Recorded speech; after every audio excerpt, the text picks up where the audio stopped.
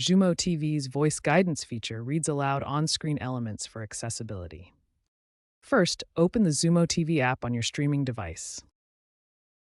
Next, navigate to the Settings menu, usually found on the home screen or accessible via your remote.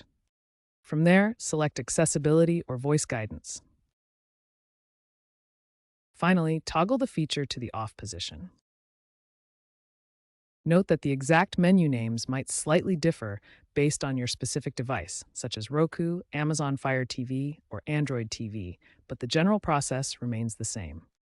If voice guidance persists after toggling it off, try restarting the Xumo TV app or your streaming device. This often resolves minor glitches. Ensure your Xumo TV app is up to date to benefit from the latest bug fixes and improvements. In rare cases, device-specific settings might override the app's settings.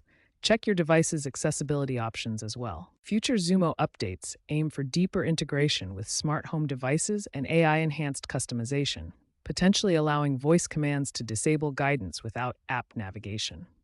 Remember that accessibility features are essential, so consider the needs of all users when adjusting these settings.